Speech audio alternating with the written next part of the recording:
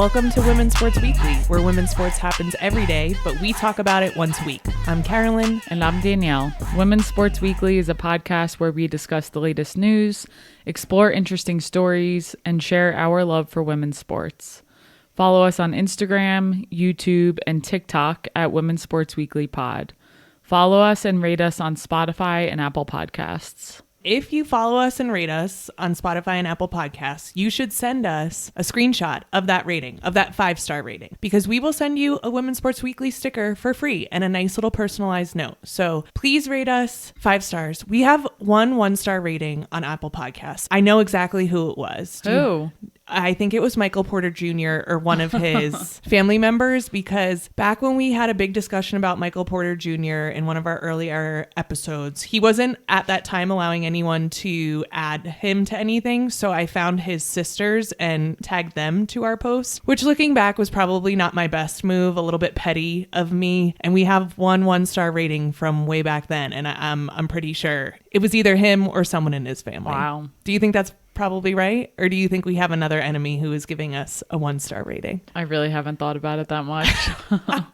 Please rate us and give us a 5-star rating so we can even out that 1-star rating. If you do that, if you rate us, we will send you a Women's Sports Weekly sticker and a nice little note. Today is Tuesday when we release. We hope you are voting today. Election day. There are a lot of things to vote for depending on the state that you're in. Obviously, there's a presidential election. We put in our ballots over the weekend, so we submitted them early, which felt really good. And even if you don't think your voice matters, it does, and you should be voting because that is your right, and have an opinion on someone. It is important. I've had a yoga teacher say to me once, if you don't have an opinion, you don't really have anything. And to make sure that you get informed enough to have an opinion on things that matter, I think that's very important as we head into this dreadful election season. For sure. You mentioned depending on what state, you have a lot of things to vote for. You and I filled out our ballots separately, and you did it first. And I remember you saying it took you so long because you had to look into everything. And then when I went to fill it out, I was like, wow, you're not kidding. Just sitting there reading up on all the things I'm voting for. It's important to do.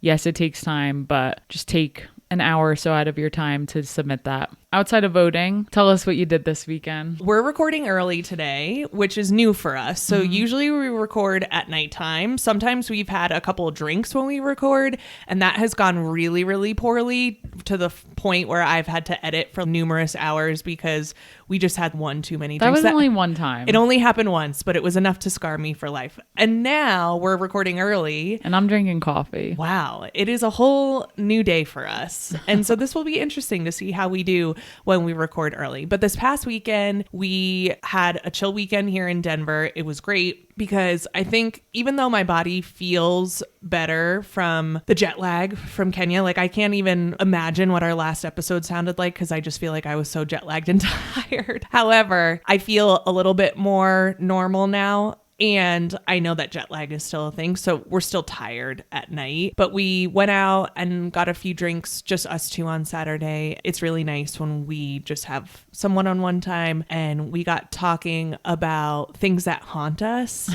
which was really funny because it is still spooky season. We celebrated Halloween last weekend. And so we were talking about things that still haunt us from back in the day. And we were cracking up. We were cracking up on Saturday night. Let's see now that we're in the morning if it's still as funny. Yeah, you definitely were getting a kick out of it. And what are some of the things you were telling me that still haunt you? So there were a couple of things. So this is a little embarrassing to talk about. But one was when I babysat when I was younger, I used to eat all of the food in the house of the people I babysat for. I would clean out their closet. And to this day, it still haunts me because I'm like, they must have come home and looked in their cabinet and just been like, oh my gosh, what happened? There was only one person here last night. How did she eat all of this food? I'm sure a lot of people can relate to that. I'm not going to say eat the whole person's closet, but I would go hard on the snacks in the closet for the families that I babysat for. So I don't think it's something to be ashamed of. I think that was very normal. And I bet other people who listen can relate to that if they ever babysat. Yeah, you reassured me a little bit, which felt good. And they did ask me to continue to babysit. So maybe it was just the price they were willing to pay. I'm like, did you keep their kids alive and well? Yes. And the answer is yes. So I think did. at the end of the day, that's what they're more worried about. And the other thing that really still haunts me is, farts that I did that I couldn't control. No, you can definitely control. You chose not to control. No, Danielle. Okay. So there are like 3 specific farts in my life that I will remember for eternity. And that sometimes when I'm lying in bed at night as a 33-year-old, they come and creep back into my head. Oh my God. So I used to go to pitching lessons when I was younger and I would have to exert myself. And sometimes I was a little gassy and it was just me and my pitching coach in the room. And this is so embarrassing. I would egg fart and It's so gross. then just ignore it. And it still haunts me to this day. Talk about spooky. Can you relate to that at all? I mean, not exactly in that regard. Like, I feel like if it's you and one other person, I knew not to because they know it would be you who farted. I know, Danielle, but I could not hold it. I said that last night. I said you should have seen a doctor because it sounds like a personal problem. It definitely was what I was eating. It definitely was tied to my diet. Yeah, for But sure. even now in CrossFit, when I have to put a sandbag on my belly and walk with it, I'm like, how is anyone not farting right now? Because it just compresses on your stomach. That's why I don't eat before I go to CrossFit because I just can't. It would be chaos. This is also why you struggled with marathon training. Yes. Your stomach was always, so you got to figure that out. I know. I definitely have something that is undiagnosed with my stomach. Well, what did I say? See a doctor. You refuse. It is awkward to go to a doctor and be like, I have really... You're talking about it on the podcast, Yeah, so is it that true. awkward? That's true. A doctor has seen way worse. Those are things that haunt me for the rest of time. It happens. It's okay. Anyway, how was your weekend? Saturday morning, I woke up super early to run another 20 miler, second one of this training block, and my final big long run of this training block. I am a few weeks out for Philly marathons. It always feels really good to get that last hard week of training out. And now I get to taper. But to your point, the jet lag is still real. I had to travel to the East Coast for work earlier in the week, so I've just been fighting all different time zones. And now we're falling And now, yeah, with the time change, shout out to all the New York City marathoners running on Sunday. Always exciting to wake up and be able to turn on the TV and watch a marathon. back. It did make me miss it a little bit. Wow. I am going to continue to enter the lottery for the New York City Marathon. Same. Maybe And we'll get in next year. And let fate decide if I should run another marathon. I was talking to my sisters and they said there's a 4% chance overall that you get in. And I was like, well, Carolyn is the 4%. And I think that's broken down even more to like 2% in the tri-state area and then 2% Well, that's to why I said people 4% outside. overall. Yeah. Let's get into the highlight reel for this week. So we will start with the U.S. women's national team had a 3-game stretch of friendlies, 2 against Iceland, 1 against Argentina. But I am going to talk about the 3-0 win over Argentina. This game celebrated Rose Lavelle's 100th cap that she earned back in June. Her whole family was there, including her dog, Wilma Jean Wrinkles. I love that. I wouldn't expect any other name for Rose Lavelle's dog. Exactly. It is a wrinkly dog and it had little headphones on to protect its ears and was looking very happy as a bulldog can look. She was the captain for the match, had a bunch of supporters there. That's awesome. I love Rose Lavelle. Obviously, she's been on the team for a while now, so it's cool to see her get celebrated like that. 100 caps is a big deal. Yeah. A lot of people do not get 100 caps. It shows your longevity within the national team.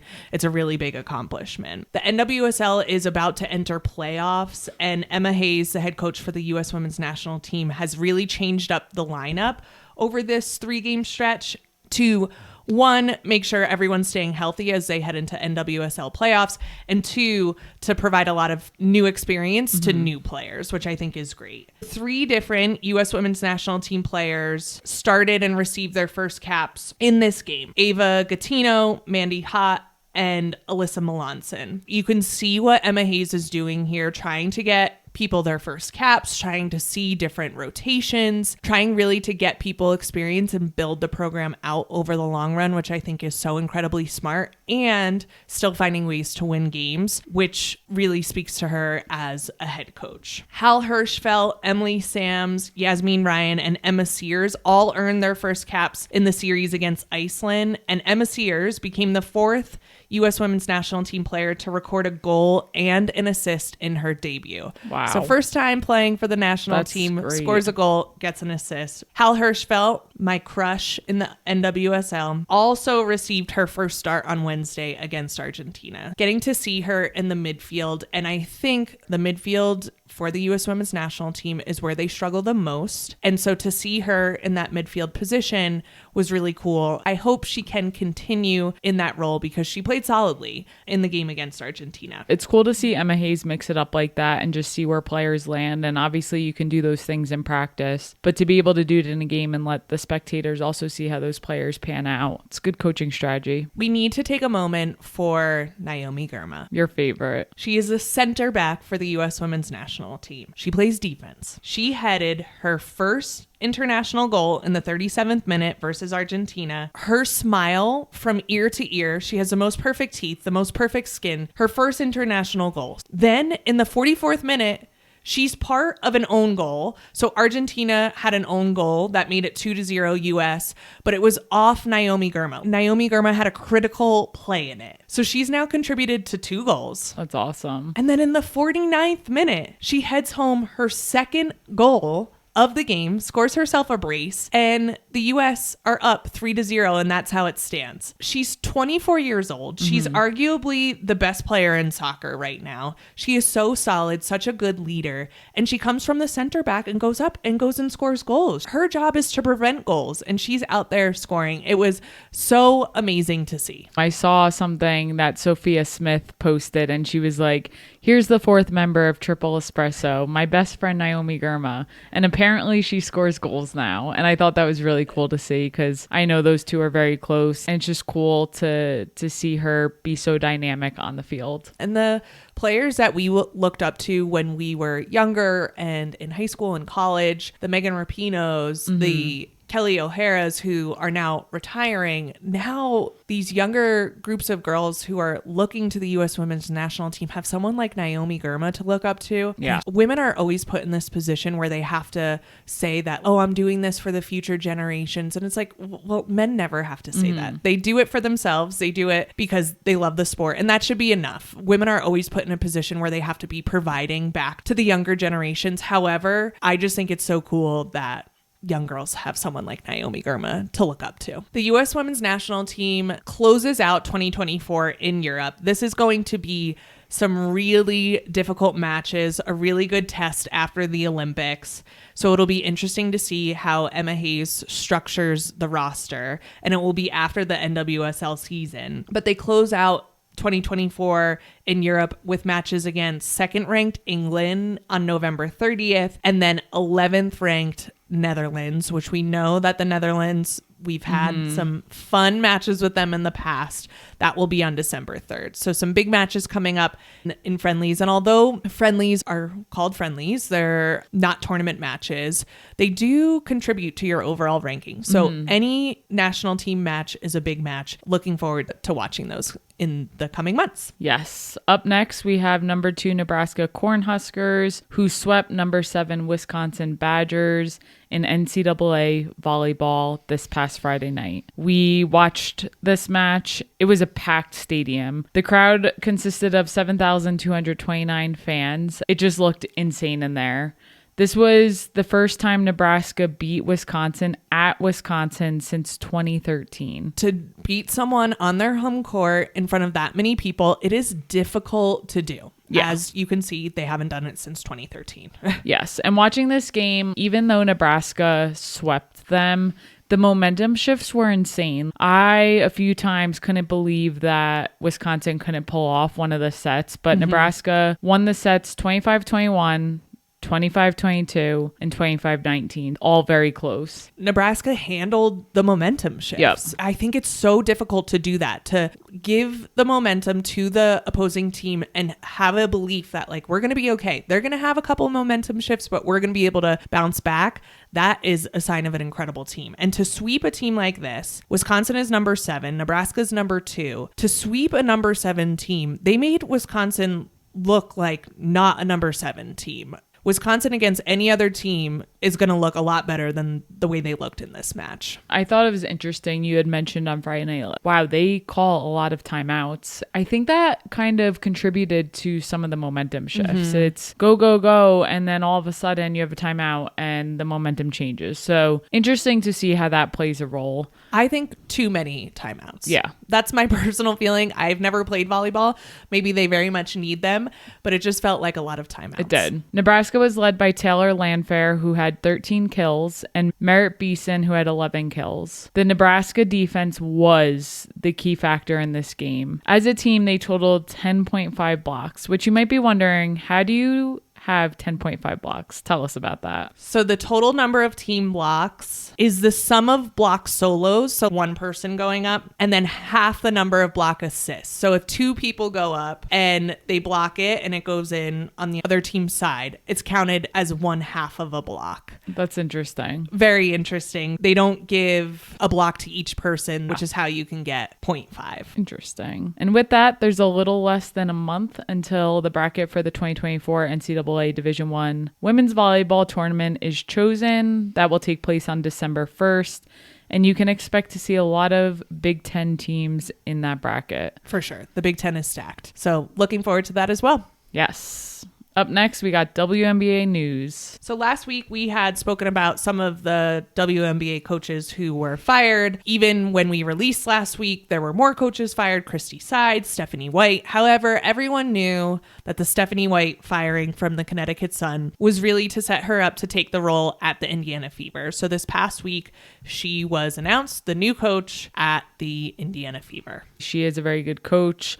I was shocked when she got fired from Connecticut Sun, and then obviously it all made sense when she got picked up here. Curious to see how that next season will go for them. Stephanie White grew up in Indiana. She was named Indiana Miss Basketball and the Gatorade National Player of the Year in 1995. She then played at Purdue, so her Indiana roots run deep. She even played for the Fever. In 2000, she was selected by the Indiana Fever in the expansion draft and spent the last 5 years of her playing career with the team. And then she was even an assistant coach for the Fever for 4 seasons. They won a WNBA championship during that time in 2012. And she stepped in as head coach for the Indiana Fever in the 2015 and 2016 seasons. So she will be returning back to the Fever, collaborating with 2 Rookie of the Years in Aaliyah Boston and Caitlin Clark. Obviously, this team is on the rise. So very interesting to see what a new coach can do here. Christy Sides, I think, did a good job. However, this was her first head coaching position. I think they wanted someone with a little bit more experience, especially as the players on this team are starting to gel together. When you have Caitlin Clark, you've got to make sure that you've got the right people in place to support that. We'll see where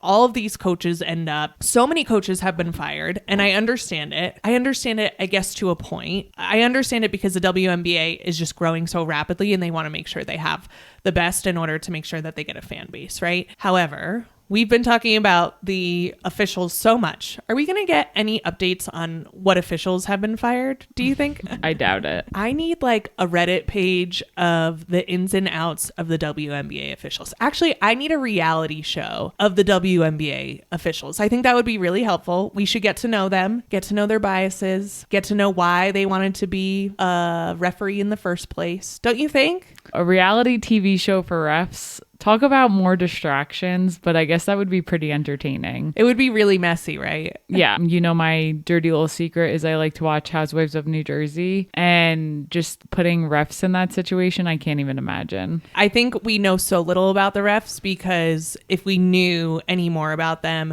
we would start to understand their biases. I think they purposely don't provide a lot of information about them. However, the refs need some help. I think to that point, though, fans are crazy. I feel like for their safety, the point you just made, they should not be on a reality TV show. Yeah, it's like federal judges. Like, we shouldn't know their addresses because they just, it could get real scary real fast. But maybe a good way to fix this is maybe not reality TV, but more training. Okay, fine. More training for referees. At the end of the day, it's really hard because referees are humans. Maybe we need AI referees. Look, now I'm that took a turn. Now I'm nixing jobs for good, hardworking people. Yeah, now people are going to come after you. Yeah, no, I don't want AI referees. We already use video enough, and sometimes it doesn't even work. More training is great. Yes. And I don't know if they do this, but I think they should be receiving feedback about the number of fouls they call against certain teams, against certain players. Really to be taking a hard look about that, because all of us have bias. And because referees are humans, that bias is going to come out.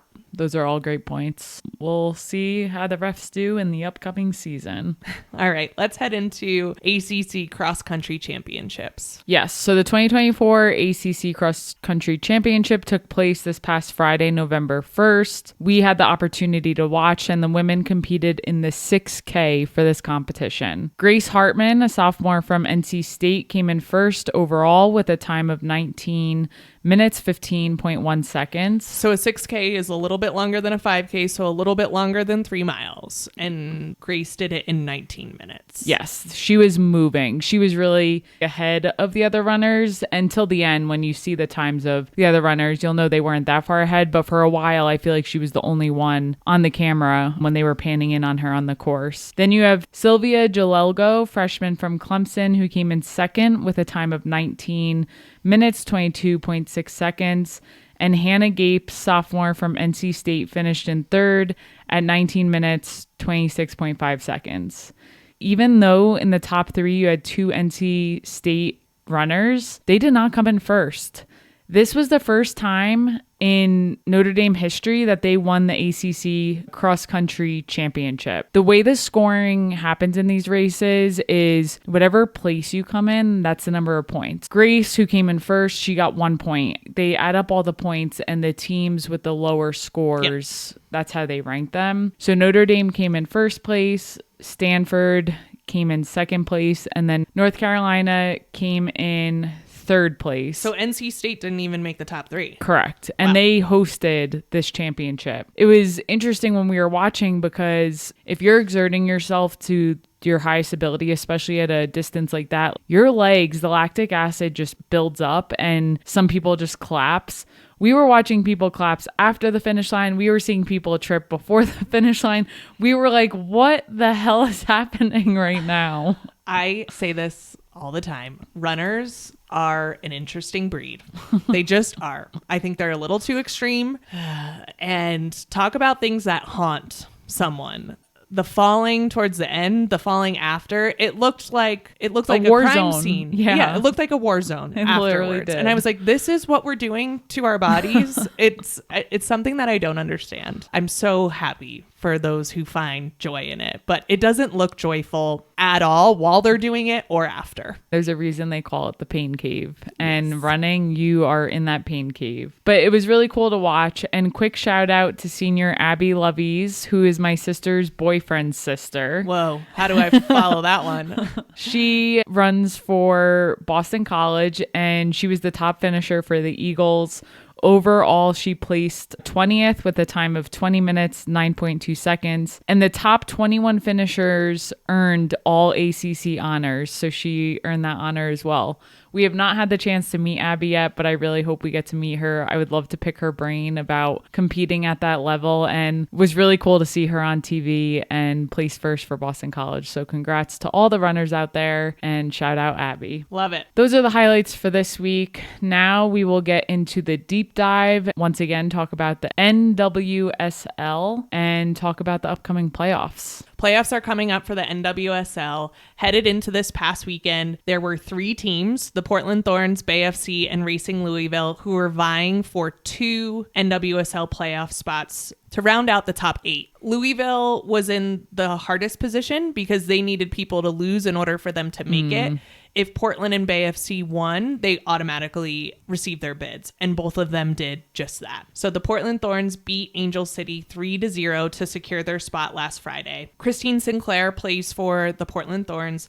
She is a Canadian legend. She is retiring after this season. She scored first. This was a game at Portland. Portland went wild when she scored. That's awesome. So fun fact about Christine Sinclair, she is officially the world's all-time leader for international goals scored for men or women with 190 goals. She is one of the most capped international players with 331 caps. Wow, that's a lot of games. She has won 3 NWSL championships in 2013, 2017, and 2022. Playing in the NWSL, she's only played for the Portland Thorns. She's from that area. She's obviously Canadian, but went to college in Portland as well. And she scored in the 16th minute of this NWSL game against Angel City off a block shot. She somehow took 3 touches, which just points to how amazing she is. She was within the 18 and somehow put 3 touches on it and then put it in the back of the net. Again, Portland went crazy. It was her last regular season game. Really fun to see and to be able to witness. Portland loves Christine Sinclair. Oh, you love to see a city just go nuts for a player. Based off those stats alone, it definitely sounds like she's going to be a future Hall of Famer. So hopefully she gets to have her last hurrah in the playoffs and win some games, and just really exciting time. Then in the 26th minute of this game, midfielder for the Portland Thorns, Sam Coffey, who we know from the U.S. Women's National Team, found forward Sophia Smith. What a great forward line you have in Christine Sinclair and Sophia Smith and Morgan Weaver, who we will talk about. Sam Coffey finds Sophia Smith, and Sophia Smith is just involved in every single play, and she scores 2-0 Portland. Then Morgan Weaver, also a forward for the Portland Thorns, scores an extra time in the first half off an assist from Hina Sagita, and they are now up 3-0, and that's how the game ends. No one scores in the second half. Portland is hitting an interesting stride right now. They've had some ups and downs in this season,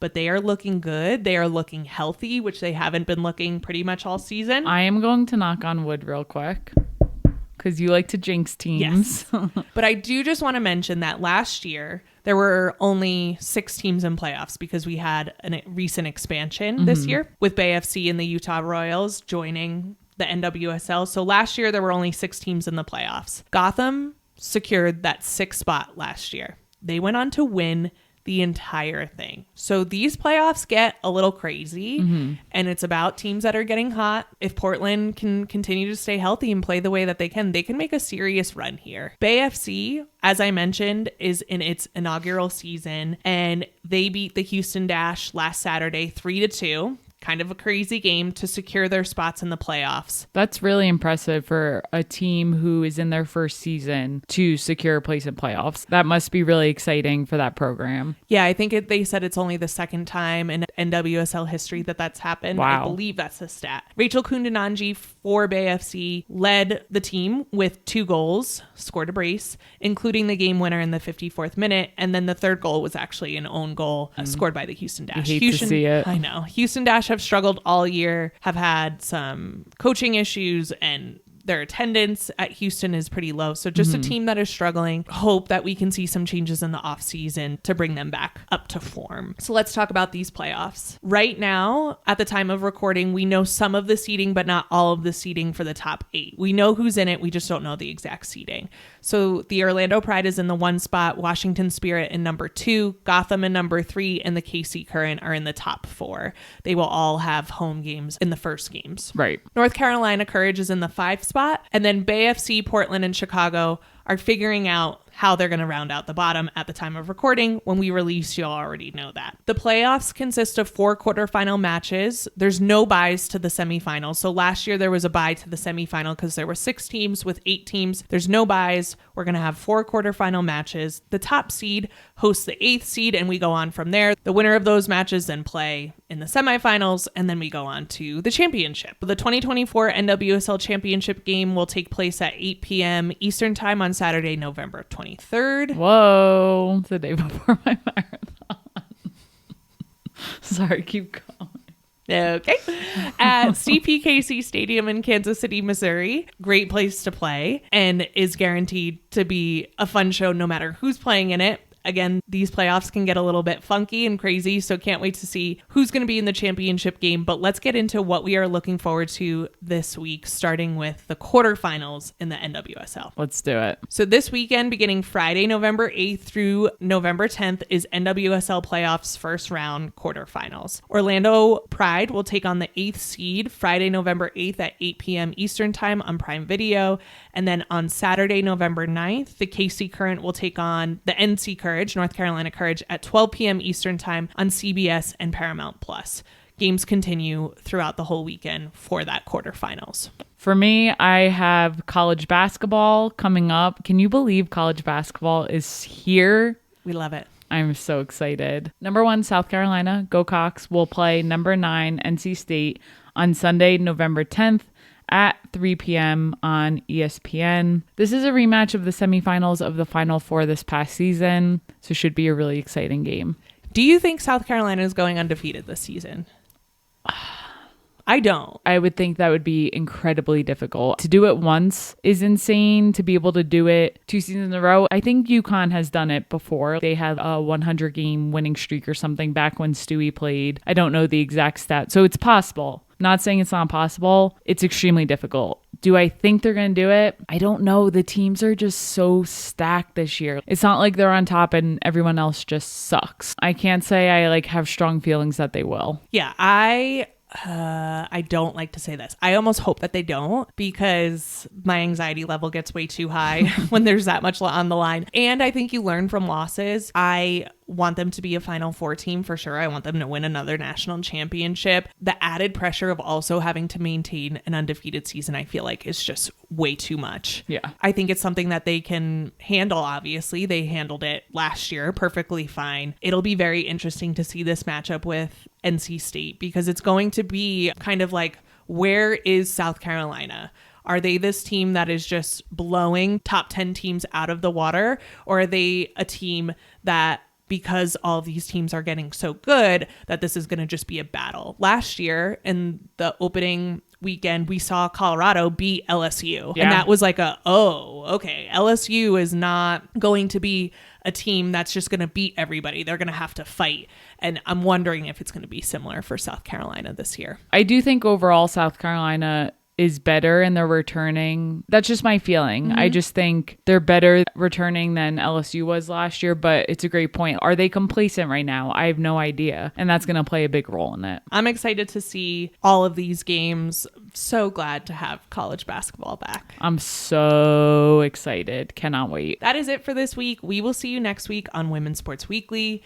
In the meantime, watch women's sports. Rate and subscribe to the pod on Spotify, Apple, and YouTube. Share the podcast with your friends. Keep sending us topics you want us to cover on Instagram at Women's Sports Weekly Pod. Thanks for joining us. See you next week.